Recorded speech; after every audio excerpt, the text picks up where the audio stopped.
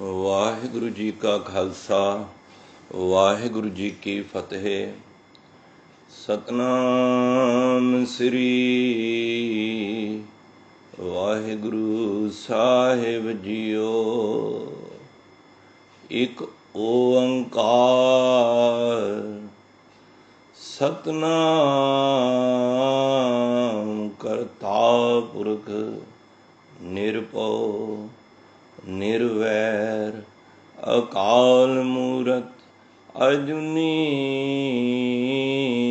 ਸੈਭੰ ਗੁਰ ਪ੍ਰਸਾਦ। कोट पराध हमारे खंडो अनक विधि समझावो। हम अज्ञान अल्प मत थोड़ी तुम आपन बिरद रखाओ। तुमरी शरण तुम्हारी आसा तुम ही साजन सुहेले। राखो राखण हार दयाला नानक करके गोले। जी राखो राखण हार दयाला नानक करके गोले। वाहिगुरु जी का खालसा वाहिगुरु जी की फतेह। परम सत्कारयोग गुरु प्यारी गुरु रूप साध संगत जीओ, आप बहुत ਵੱਡੇ ਭਾਗਾਂ ਵਾਲੇ ਹੋ। ਅੰਮ੍ਰਿਤ ਵੇਲੇ ਜਾਗ ਕੇ ਸਤਿਗੁਰੂ ਦੀ ਅੰਮ੍ਰਿਤਮਈ ਬਾਣੀ ਦੇ ਨਾਲ ਜੁੜ ਕੇ ਆਪਣੇ ਜੀਵਨ ਦੇ ਮਨੋਰਥ ਨੂੰ ਆਪ ਜੀ ਸਫਲਾ ਕਰ ਰਹੇ ਹੋ। ਇਹ ਵੱਡੇ ਭਾਗਾਂ ਦੀ ਨਿਸ਼ਾਨੀ ਹੈ। ਆਓ ਲੜੀਵਾਰ ਚੱਲ ਰਹੀ ਜਪਜੀ ਸਾਹਿਬ ਜੀ ਦੀ ਵਿਚਾਰ ਮਹਾਰਾਜ ਨੇ ਕਿਰਪਾ ਕਰਕੇ 6 ਪੌੜੀਆਂ ਦੀ ਵਿਚਾਰ ਆਪ ਜੀ ਨਾਲ ਸਾਂਝ ਕੀਤੀ ਸੀ।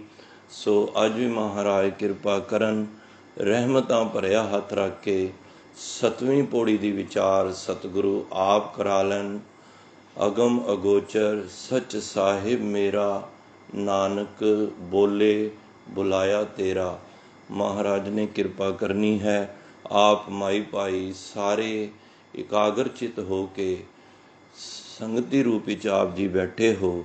ਮਨ ਦੀ ਬਿਰਤੀ ਨੂੰ ਇਕਾਗਰ ਕਰੀਏ ਔਰ ਸਤਿਗੁਰੂ ਦੇ ਚਰਨਾਂ ਵਿੱਚ ਅਰਦਾਸ ਕਰੀਏ ਕਿ ਸਤਿਗੁਰੂ ਰਹਿਮਤ ਵਰਤਾਓ। ਸਾਡਾ ਬੈਠਿਆ ਜਿੱਥੇ ਸਰੀਰ ਕਰਕੇ ਬੈਠੇ ਹਾਂ ਕਿੱਥੇ ਮਨ ਦੀ ਵੀ ਹਾਜ਼ਰੀ ਲੱਗ ਜਾਵੇ। ਸੋ ਮਹਾਰਾਜ ਕਿਰਪਾ ਕਰਨ। ਆਓ ਮਨ ਬਿਰਤੀ ਦੇ ਨਾਲ ਇੱਕ ਵਾਰੀ ਪਿਆਰ ਨਾਲ ਜਪੀਏ ਸਤਨਾਮ ਸ੍ਰੀ ਵਾਹਿਗੁਰੂ ਸਤਨਾਮ ਸ੍ਰੀ ਵਾਹਿਗੁਰੂ। ਧੰਨ ਗੁਰੂ ਨਾਨਕ ਪਾਤਸ਼ਾਹ ਸਿੱਧਾਂ ਨੂੰ ਉਪਦੇਸ਼ ਦੇ ਰਹੇ ਹਨ ਔਰ ਅੱਜ ਸਿੱਧਾਂ ਦਾ ਕੁਝ ਇਸ ਤਰ੍ਹਾਂ ਦਾ ਖਿਆਲ ਸੀ। ਕੁਝ ਜੋਗੀ ਕੁਝ ਸਿੱਧ ਇਸ ਫਿਰਕੇ ਦੇ ਵੀ ਹੁੰਦੇ ਹਨ, ਕਿਉਂਕਿ ਪਰਮਾਤਮਾ ਨੇ ਜਿਹੜੇ ਸਾਨੂੰ ਸਵਾਸ ਬਖਸ਼ੇ ਹਨ ਉਹ ਗਿਣ ਕੇ ਬਖਸ਼ੇ ਹੁੰਦੇ ਹਨ। ਉਹਦੇ ਵਿੱਚ ਸਵਾਸ ਘੱਟ ਵੱਧ ਨਹੀਂ ਹੋ ਸਕਦੇ। ਉਮਰ ਦਾ ਕੋਈ ਹਿਸਾਬ ਨਹੀਂ ਹੁੰਦਾ, ਹਿਸਾਬ ਹੁੰਦਾ ਸਵਾਸਾਂ ਦਾ। ਜਦੋਂ ਸਵਾਸਾਂ ਦੇ ਪੂੰਜੀ ਕੈਪੀਟਲ ਮੁੱਕ ਜਾਂਦੀ ਹੈ, ਜਿਸ ਤਰ੍ਹਾਂ ਘੜੇ ਵਿੱਚ ਪਾਣੀ ਪਿਆ ਹੋਇਆ ਘੜਾ ਸਿਮ ਜਾਏ, ਬੂੰਦ ਬੂੰਦ ਕਰਕੇ ਘੜੇ ਵਿੱਚੋਂ ਇੱਕ ਦਿਨ ਪਾਣੀ ਮੁੱਕ ਜਾਂਦਾ ਹੈ। ਤੋ ਮਾਰੇ ਕਹਿੰਦੇ ਨੇ ਛਿਨ ਛਿਨ ਓਦ ਬਿਹਾਤ ਹੈ ਫੂਟੇ ਘੱਟ ਜਿਉਂ ਪਾਣੀ। ਸਰੀਰ ਵਿੱਚੋਂ ਜਿਸ ਤਰ੍ਹਾਂ ਸਵਾਸ ਨਿਕਲਦੇ ਜਾਣਗੇ ਸਾਡੀ ਉਮਰ ਘਟਦੀ ਜਾਏਗੀ। ਤੋ ਇਸੇ ਤਰ੍ਹਾਂ ਕਈਆਂ ਨੇ ਸਿਆਣਪ ਕਰਕੇ ਦੇਖੋ, ਉਹਨਾਂ ਨੇ ਸੋਚਿਆ ਕਿ ਜੇ ਸਵਾਸ ਹੀ ਪੂਰੇ ਨੇ ਤੇ ਉਹਨਾਂ ਨੇ ਅਭਿਆਸ ਕਰਕੇ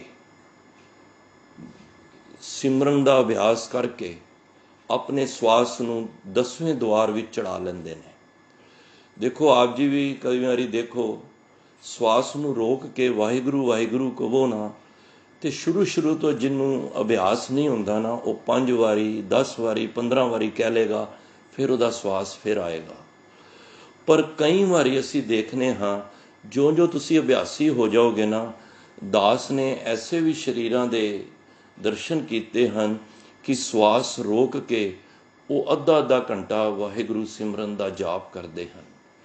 भाव कि वो अपने स्वासां नूं रोक के, क्योंकि श्वास समझ लो 10,000 श्वास मिले ने तो 10,000 ही रहने ने, ना घटंत सासा। साढ़े श्वास कदी घट नहीं सकते, रहने उन्ने ही ने। तो फिर वो की करते हैं, श्वास नूं रोक के ना ते 10वें द्वार इस श्वास नूं लै जाते हैं। तुसीं भी कई बार अभ्यास करो, श्वास रोक के स्टार्टिंग तो दिक्कत आती है, पर जो जो बंदा श्वास रोक के सिमरन करता है ना, वो उस एक श्वास नाल हज़ारां वारी उस वाहिगुरू का सिमरन, राम का सिमरन, उस अल्लाह का सिमरन कर लेंदा है। तो कई इस तरह के भी सोच विच बैठे होंदे हन। गुरु नानक पातशाह नूं उस तरह के भी मिले शरीर, तो महाराज ने उन्होंने परथाई की अज बख्शिश कर रहे हैं। देखो श्वास नूं चढ़ाना ठीक गल है, पर जे श्वास चढ़ा के असी सोच लईए कि जे असी परमात्मा की नज़र दे थल्ले नहीं आउंदे ना, ते चढ़ाए हुए श्वास सब अजाया ने। तुसी अभ्यास करो, श्वास नूं रोको, क्योंकि श्वास उन्ने ही रहने ने। देखो जदों असी क्रोध विच हुंदे आ ना, ते महापुरुष सानूं दसदे सन कि साडे श्वास ना 4 गुणा फालतू जांदे ने। जे काम वासना विच असी रहने आ ते श्वास साडे 4 गुणा हुंदे ने। मारे कहंदे काम क्रोध काया को गाले। जिहड़ा क्रोध है ना, गुस्से विच वेखो बंदे दे श्वास हार्ट बीटिंग कितनी फास्ट हो जाती है ना। कारण यही है कि जदों असी काम वासना विच, क्रोध दे विच जदों असी रहने हाँ, ते साडे कोल श्वास उन्ने ही ने, वो खर्च ज़्यादा हो जाते हैं। ते जदों असी सिमरन करने आ, संगत विच बहने आ, साडे अंदर सहजता आंदी है, साडे श्वास घट लगते हैं और सिमरन ज़्यादा हो जाता है। कई देखो 3 तरह के असी श्वास लैने आ। एक तो जिहड़े ना कोई पाप चढ़ता है ते ना पुण्य मिलता है, ना प्रॉफिट हुंदा उहदे विच। एक श्वास ऐसे हुंदे ने जदों असी सत संगत विच बह के लैने आ ना, उन्हां श्वासां दी जिहड़ा है वो सानू ना लाभ दे के चले जाते हैं। एक श्वास असी तीजे तरह के लैने हाँ, वो श्वास ऐसे हुंदे ने जे श्वास तो लै रहे हैं पर वो सानू पापां दा भार दे जाते हैं, है श्वास ही ने। देखो एक श्वास ने जिहदे विच असी ना वाहिगुरू किया ते ना किसी की बुराई की, तो वो गल समझ आ गई कि ये श्वास ना तो लाभ दे के गए ने ते ना घाटा दे के गए ने। ते दूजे तरह के श्वास ने, जे असी सत संगत विच वाहिगुरू दे सिमरन विच गुरबाणी पढ़ के जे असी वो श्वास लैने आ ना, तो वो श्वास सानू लाभदायक हुंदे ने, क्योंकि कुछ फायदा दे के जाते हैं। एक श्वास ऐसे हुंदे ने जद असी क्रोधित होने आ, जद असी काम वासना के अधीन हो जाने आ। तुसी देखो जदों बंदा काम वासना विच हुंदा, उहदी श्वास गति फास्ट हो जाती है। इट मीनस साडे श्वास अजाया जाई जा रहे हैं।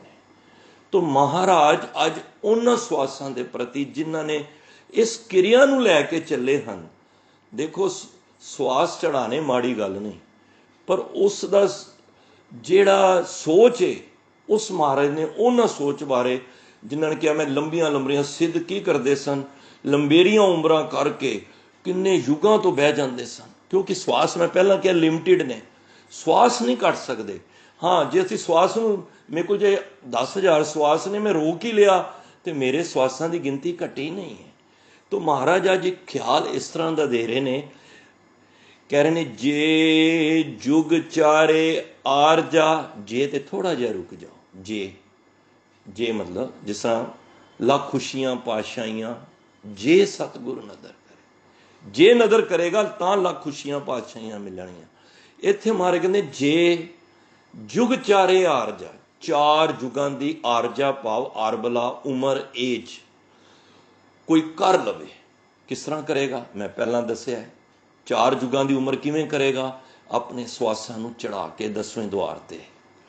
देखो मैं स्टडी कर रहा सी कि वैसे 4 युग ने, आप जी नूं ही पता है, सतयुग, त्रेता, द्वापर ते हुण कल युग चल रहा है। 4 युग ये इस तरह चलते आ रहे हैं। सतयुग युग की जिहड़ी उम्र है ना, वो घट्टो घट जो बुद्धिमान जीवन ने दसिया है अंदाज़ा 17,28,000 साल, ते जिहड़ी त्रेते युग दी है वो 12,96,000, जिहड़ी द्वापर युग दी है वो 8,64,000, ते जिहड़ा हुण कल युग चल रहा है ਉਹਦੀ उम्र है 4,32,000।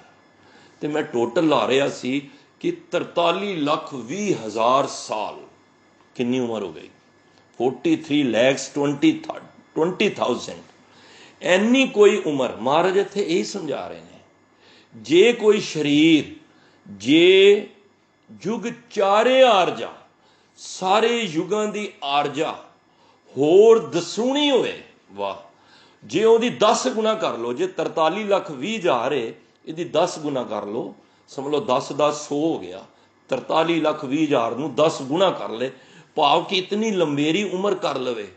गुरु नानक पातशाह फिर सिद्धां नूं समझा रहे ने कि नवां खंडां विच जाणी है, नवां खंडा 9 खंड, देखो धरती दे 9 खंड ने, तुसीं कदी हिसाब लगाओ, धरती नूं ना महापुरखा ने 9 खंडा वस दिता है।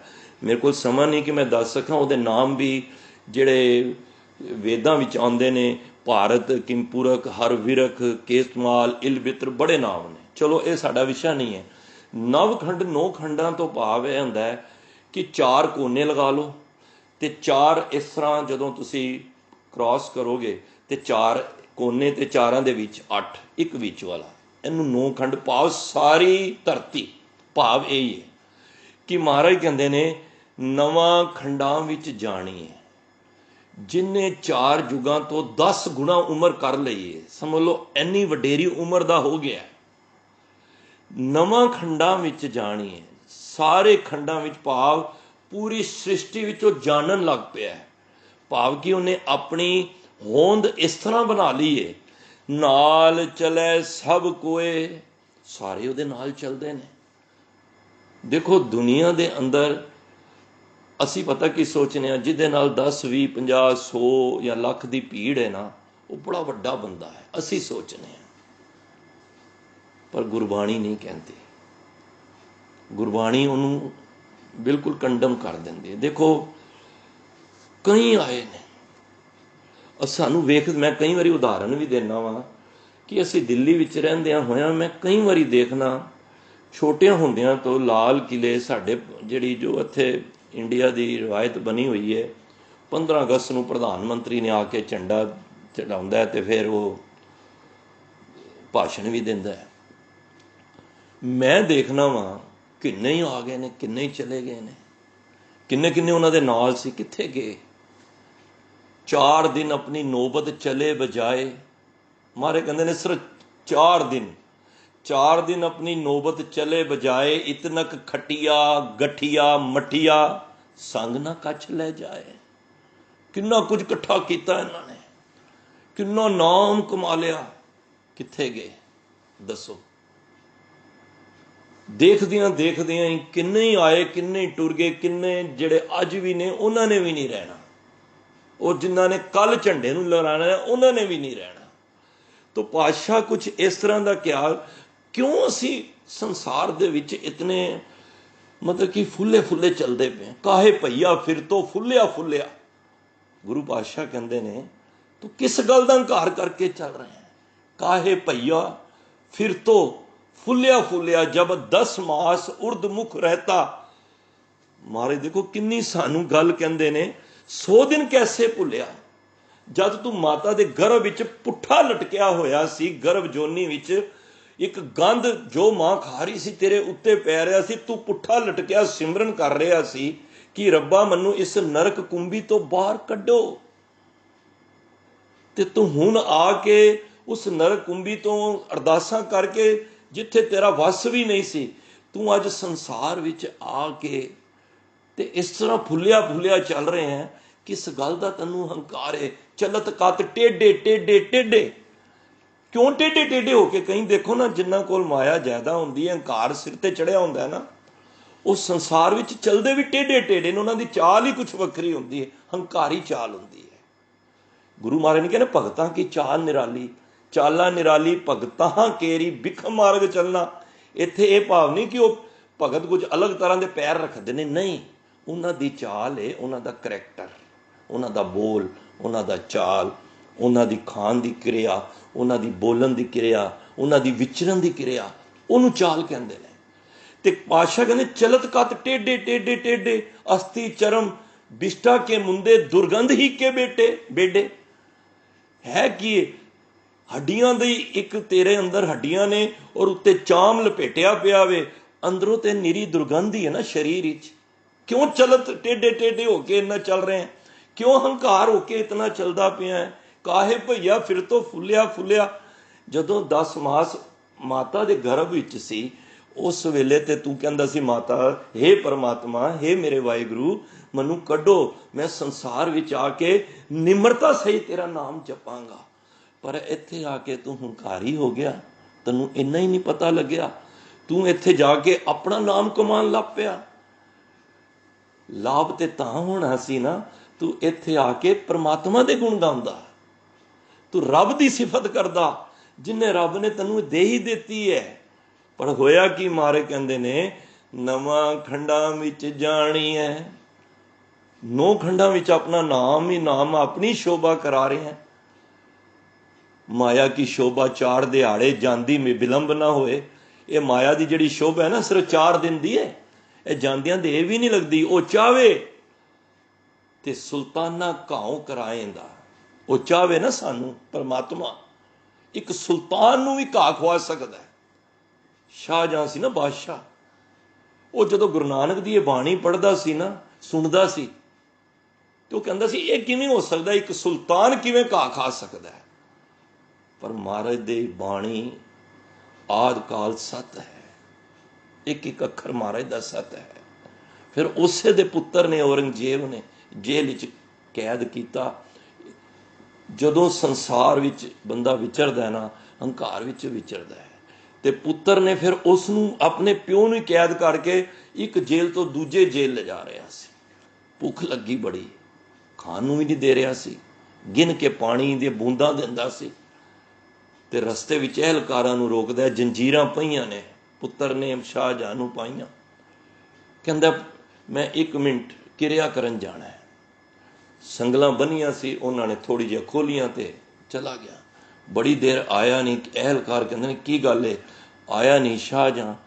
ਤੇ ਵੇਖਿਆ ਤੇ ਸਾਧ ਸੰਗਤ ਉਸ ਵੇਲੇ ਘਾਹ ਤੋੜ ਕੇ ਖਾ ਰਿਹਾ ਸੀ।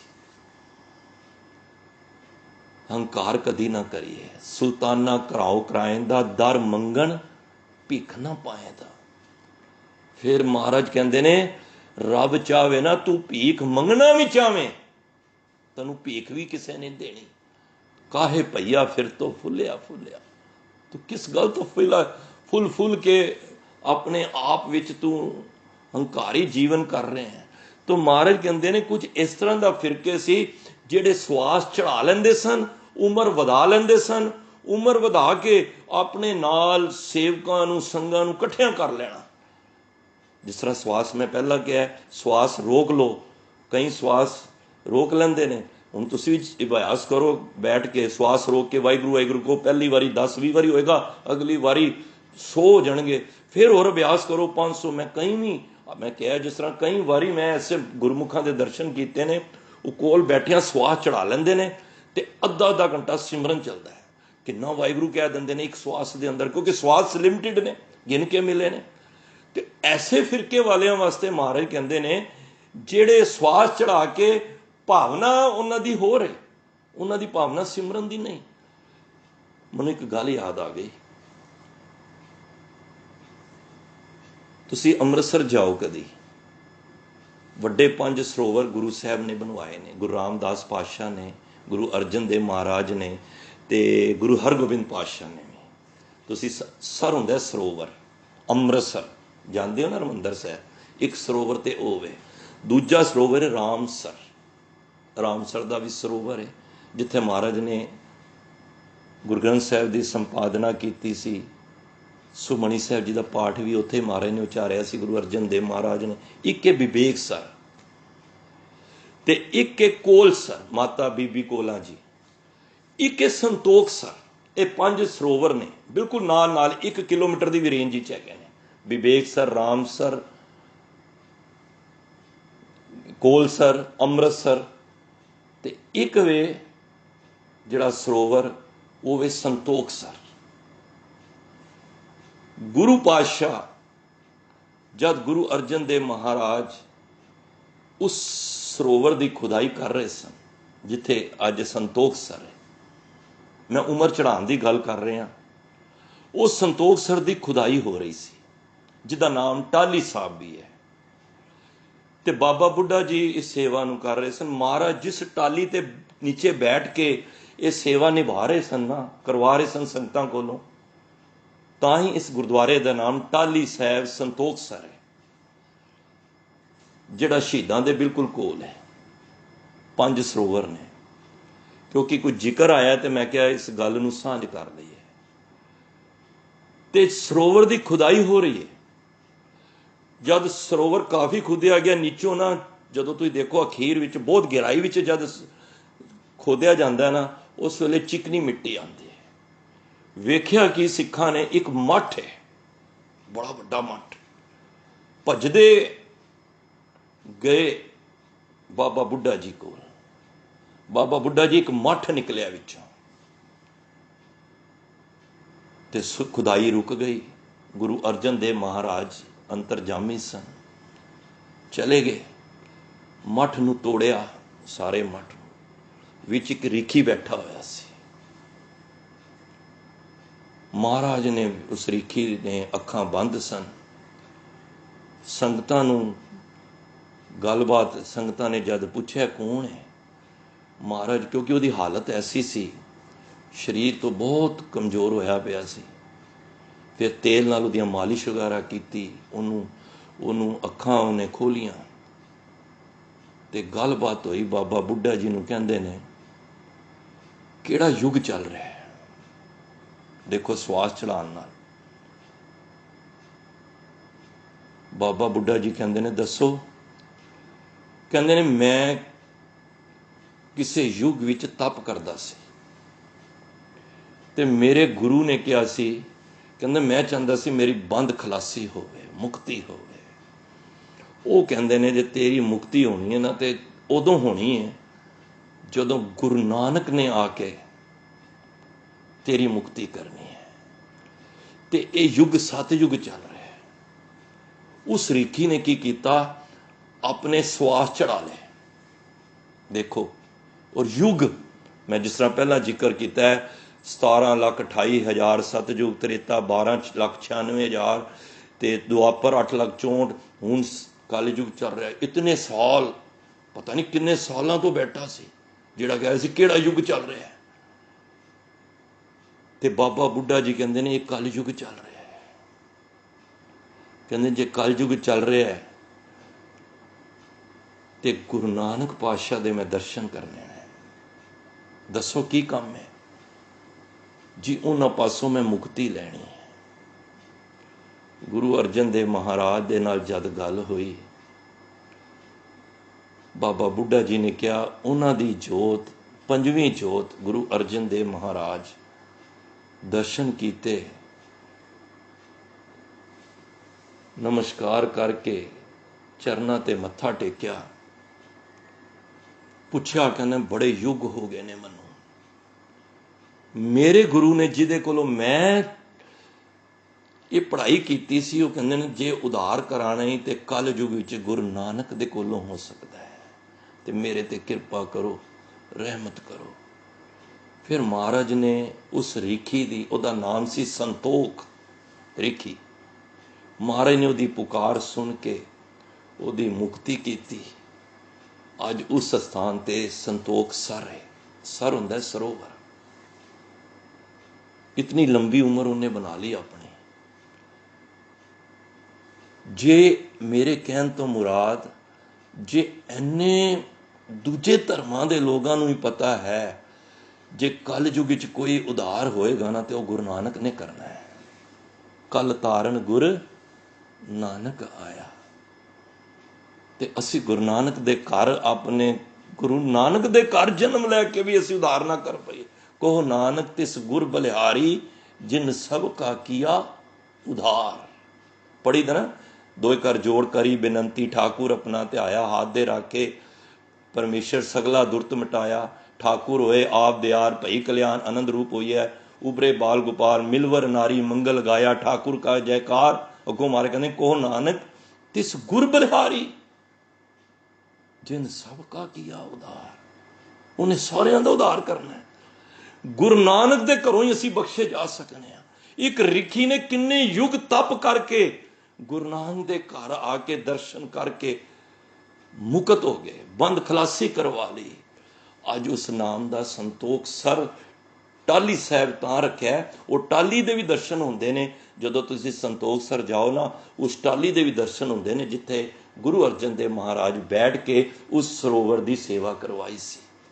अज जिन्हां दे बच्चे चंचलताई विच आउंदे ने, बच्चे कहने नहीं मनदे, उन्हां दियां मातावां उत्थे लैके जो महापुरुष दसदे ने पाठ सुमणी साहब दा करके गुरु हरगोबिंद पातशाह दे गुरु अर्जन देव महाराज दे चरनां विच अरदास करदे ने कि इस बच्चे विच संतोख आ जावे।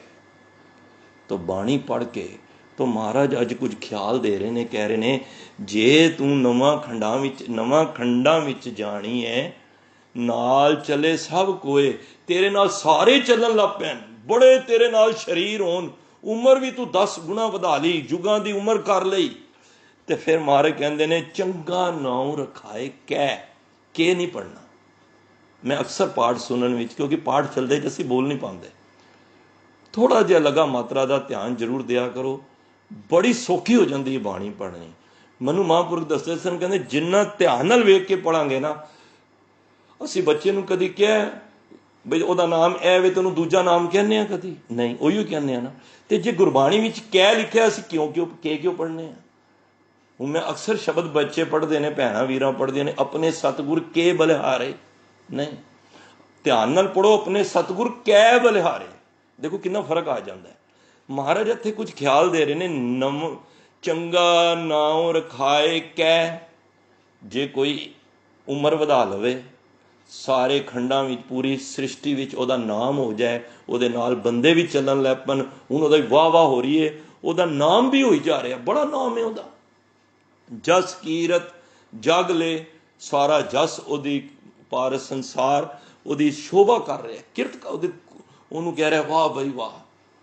देखो दुनिया की वाह वाह लैके परमात्मा के घर नाल कोई फर्क नहीं है। तो मारे कहते जे तू इतनी उम्र वधा ली, सारे तेरे नाल चल रहे ने, तू सृष्टि च जानकार हो गया भी इन्ना, हुण सिकंदर तो वड्डा तो कोई बादशाह नहीं सी, सारे जानते सन उन्होंने। तो मारे फिर अगों की कह रहे हैं, हुण फैसला दे रहे हैं महाराज, कहते ने जे तिस नदर ना आवई, जे कौन, उस परमात्मा दी, जे उहदी नज़र दे हेठ असीं नहीं आए ना, जिन्नी मर्जी उम्र कर लै, जिन्ने मर्जी कारोबार वधा लै, जिन्ने बंदे वाह वाह करा लै अपनी, सारे संसार विच तू नाम तेरा हो गया है, ते गुरु बाबा जी की नज़रां विच पुछ लीए, गुरु पातशाह तुहाडी नज़रां विच कौन वड्डा वे। मारे कहंदे जे तिस नदर ना आवई, तां वात ना पुछै के, भाई जे तू गुरु की नज़र हेठ नहीं आया ना, तो तेरी किसी ने बात नहीं पूछनी, खबर नहीं पूछनी, तू इत्थे जरूर जाएगा पर उथे तेरी बात नहीं पूछनी, जे नदर नहीं है। नदर उपट्ठी जे करे सुल्ताना घाव कराएंदा, दर मंगन भीख ना पाएंदा। मैं सोचना घर च बच्ची का विआह हुंदा है, बड़ियां खुशियां हुंदियां ने, असी की करने हैं, असी तैयारियां करने हैं, असी बैंकट हाल ही बुक करा दें, दाज वरी भी सवा ली दी है, रिश्तेदारों भी कह लीदा है, डेट भी मिथ ली दी है, कर लेने ना विआह वास्ते, खुशियां भी चढ़ियां ने, सारे कारज असी कर रहे हैं, किनू की देना है, किहड़ी रीति है, सब असी कर लेने हैं। मनु ये गल समझ तद आती है जद विआह तो कुछ समय पहला असी संगत बुला के या सहज पाठ अखंड पाठ साहब करवाने हैं। क्यों कराने हैं? मिथे तो असी सारा काम होया है, विआह मैं मिथ लिया, मेरी लड़की का विआह है, मैं सारे काम मिथे ने हैं, डेट भी मिथी हुई है, अच्छा ਮੇਰੇ ਕੱਪੜੇ ਵੀ ਸਵਾਏ ਹੋਏ ਨੇ, ਰਿਸ਼ਤੇਦਾਰਾਂ ਨੂੰ ਵੀ ਕਾਰਡ ਹੀ ਵੰਡ ਲੈਣੇ। ਕਿਉਂ ਅਖੰਡ ਪਾਠ ਸਾਹਿਬ ਰਖਵਾਉਂਦੇ ਆ?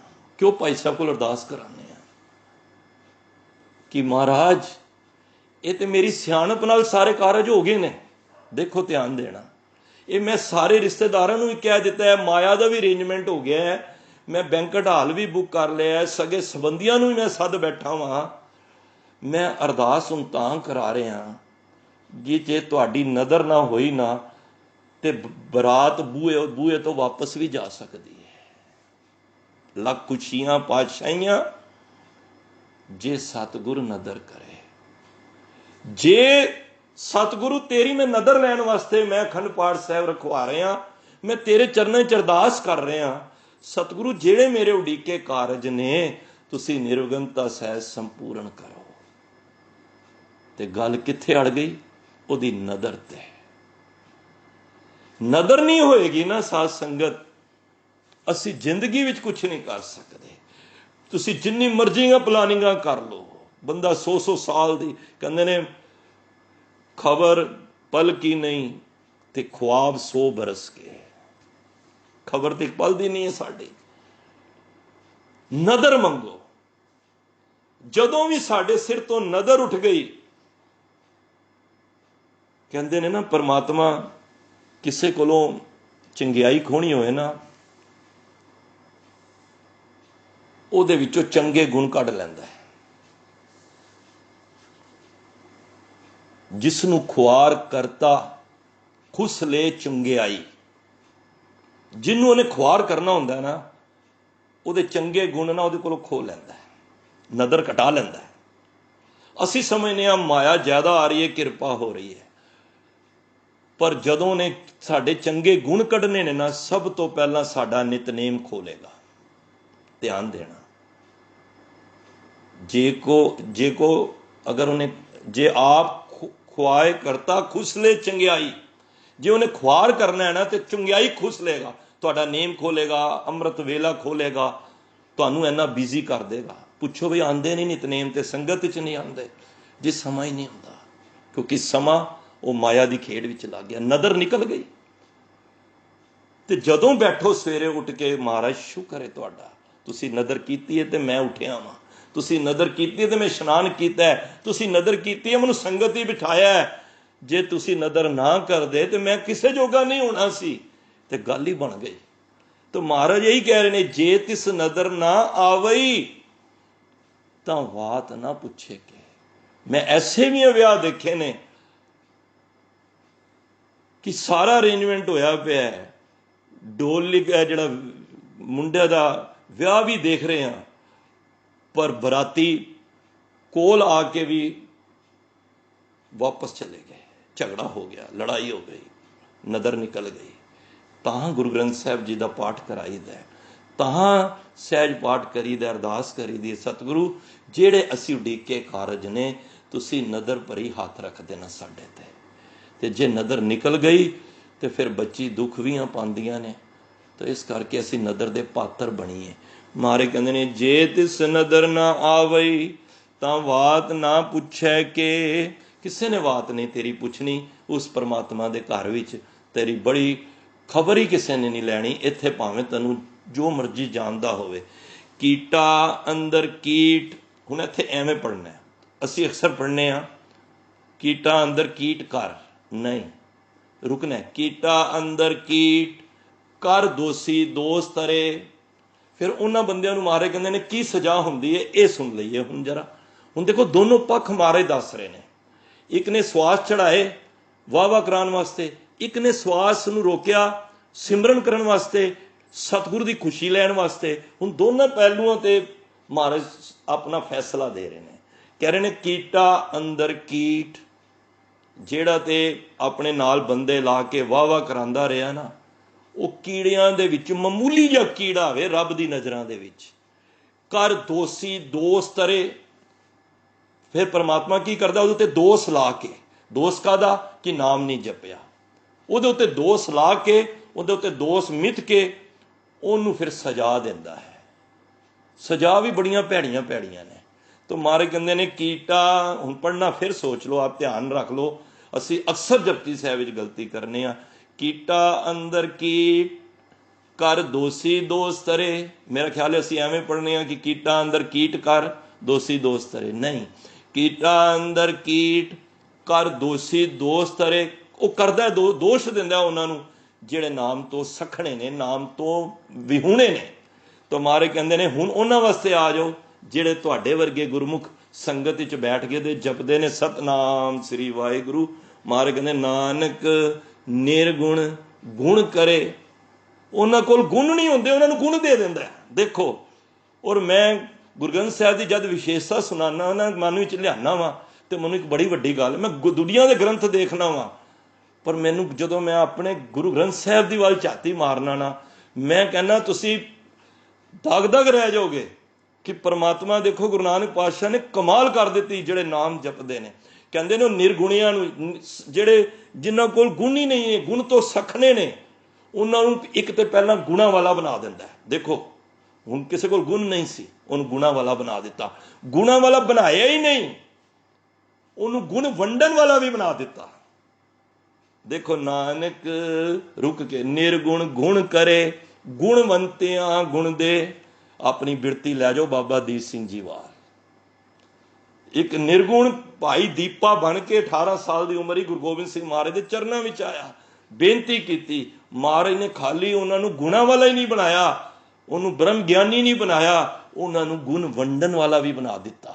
ਇਹ ਸਾਡੇ ਗੁਰੂ ਦੀ ਇੱਕ ਬਖਸ਼ਿਸ਼ ਹੈ। ਕੋਈ ਵੀ ਗੁਰੂ ਕਿਸੇ ਧਰਮ ਦਾ ਵੀ ਮੈਂ ਵੇਖਣਾ, ਉਹ ਇੰਨੀ ਆਪਣੀ ਅਥਾਰਟੀ ਕਿਸੇ ਨੂੰ ਨਹੀਂ ਦਿੰਦਾ।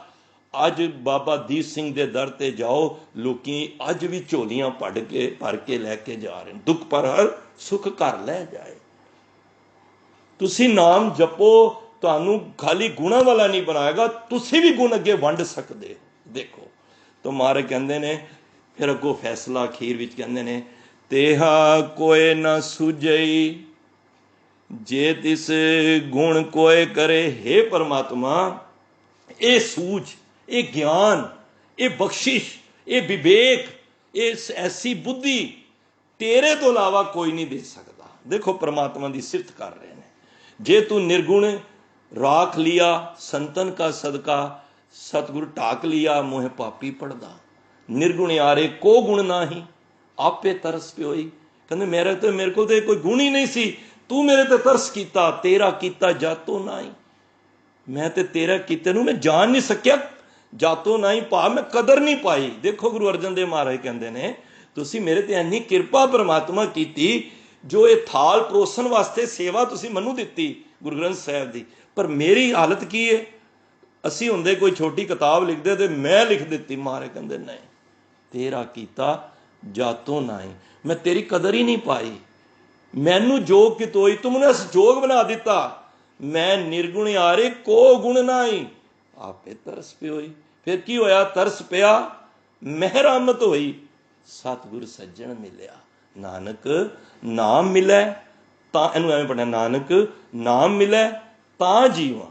ਜੇ ਮੇਰਾ ਨਾਮ ਮਿਲੇਗਾ ਤਾਂ ਮੈਂ ਆਤਮਿਕ ਜ਼ਿੰਦਗੀ ਜੀ ਸਕਾਂਗਾ। ਤਨ ਮਨ ਥੀਵੇ ਹਰਿਆ। ਪਾਤਸ਼ਾਹ ਕਹਿੰਦੇ ਨੇ, ਤੇਹਾ ਕੋਏ ਨਾ ਸੁਝਈ, ਤੇਰੇ ਤੋਂ ਇਲਾਵਾ ਮੈਨੂੰ ਹੋਰ ਕੋਈ ਦਿਸਦਾ ਨਹੀਂ ਇਸ ਸੰਸਾਰ ਵਿੱਚ। ਜੇ ਤਿਸ ਗੁਣ ਕੋਏ ਕਰੇ, ਜੇ ਕੋਈ ਇਹ ਕੋਈ ਗੁਣ ਮੈਨੂੰ ਕੋਈ ਦੇ ਸਕੇ, ਭਾਵ ਕਿ ਤੇਰੇ ਤੋਂ ਇਲਾਵਾ ਕੋਈ ਇਹ ਮੈਨੂੰ ਨਿਰਗੁਣਾ ਨੂੰ ਗੁਣਾ ਕਰਨ ਵਾਲਾ ਤੇ ਗੁਣਾ ਨੂੰ ਗੁਣ ਵੰਡਣ ਵਾਲਾ ਪਰਮਾਤਮਾ ਤੇਰੇ ਤੋਂ ਇਲਾਵਾ ਹੋਰ ਮੈਨੂੰ ਕੋਈ ਨਜ਼ਰ ਨਹੀਂ ਆਉਂਦਾ। ਇਸ ਕਰਕੇ ਪਿਆਰਿਓ, ਉਮਰ ਲੰਬੀ ਵਧਾ ਕੇ, ਨਾਲ ਭੀੜ ਇਕੱਠੀ ਕਰਕੇ, ਲੋਕਾਂ ਦੀ ਵਾਹ ਕਰਕੇ ਉਸ ਦਰਗਾਹ ਦੇ ਅੰਦਰ ਸਾਡੀ ਢੋਈ ਨਹੀਂ ਹੋਣੀ। ਢੋਈ ਉਦੋਂ ਹੋਣੀ ਹੈ ਜਦੋਂ ਸਾਡੇ ਅੰਦਰੋਂ ਇਹ ਆਵਾਜ਼ ਆਏਗੀ, ਧੰਨ ਗੁਰੂ ਨਾਨਕ, ਧੰਨ ਨਾਨਕ ਤੇਰੀ ਵੱਡੀ ਕਮਾਈ, ਤੂੰ ਹੀ ਹੈ, ਤੂੰ ਹੀ ਨਿਰੰਕਾਰ ਹੈ। ਇਸ ਦੀ ਧੁਨੀ ਸਾਡੇ ਅੰਦਰੋਂ ਨਿਕਲੇਗੀ ਤੇ ਉਸ ਵੇਲੇ ਕੋ ਨਾਨਕ ਸਭ ਤੇਰੀ ਵਡਿਆਈ, ਸਭ ਤੇਰੀ ਵਡਿਆਈ ਹੈ, ਕੋਈ ਨਾਮ ਨਾ ਜਾਣੇ ਮੇਰਾ। ਮੈਂ ਤੇ ਕੁਛ ਵੀ ਨਹੀਂ ਆ, ਮੈਂ ਤੇ ਤੇਰੇ ਚਰਨਾਂ ਦਾ ਭੋਰਾ ਹਾਂ, ਤੂੰ ਜਿਵੇਂ ਕਹੇਂਗਾ ਮੈਂ ਉਵੇਂ ਚੱਲਾਂਗਾ। ਐਸੀ ਬਿਰਤੀ ਬਣਾਵਾਂਗੇ ਤੇ ਗੁਰੂ ਨਾਨਕ ਪਾਤਸ਼ਾਹ ਕਹਿੰਦੇ ਨੇ, ਉਹ ਨਿਰਗੁਣਾਂ ਨੂੰ ਵੀ ਰੱਖ ਲੈਂਦਾ, ਗੁਣਾਂ ਵਾਲਾ ਬਣਾ ਦਿੰਦਾ ਹੈ। ਗੁਣ ਬਣਾਉਣ ਤੋਂ ਬਾਅਦ ਗੁਣ ਵੰਡਣ ਵਾਲਾ ਬਣਾ ਦਿੰਦਾ ਹੈ। ਐਸੇ ਦੀਨ ਦਿਆਲ ਸਤਿਗੁਰੂ ਦੀ ਮਹਿਮਦਾਮੀ ਦੇ ਵਿੱਚ ਜੁੜੀਏ। ਸਾਰੀ ਸੰਗਤ ਦਾ ਧੰਨਵਾਦ। ਗੁਰੂ ਮਹਾਰਾਜ ਬਖਸ਼ਿਸ਼ ਕਰਨ। ਗਾਵਿਆ ਸੁਣਿਆ ਸਾਡਾ ਉਸ ਦਰਗਾਹ ਦੇ ਵਿੱਚ ਪ੍ਰਵਾਨ ਹੋਵੇ। ਭੁੱਲਾਂ ਬੇਅੰਤ ਹੋਈਆਂ ਨੇ, ਉਹ ਦੱਸਦੀਆਂ ਨੇ। ਬਚਨ ਗੁਰੂ ਦੇ ਨੇ, ਗੁਰੂ ਦਾ ਬਚਨ ਜਾਣ ਕੇ ਹਿਰਦੇ ਵਿੱਚ ਵਸਾਓ। ਔਰ ਸਾਰੇ ਇਸੇ ਤਰ੍ਹਾਂ ਪਿਆਰ ਦੇ ਨਾਲ ਜੁੜੇ ਰਹੋ।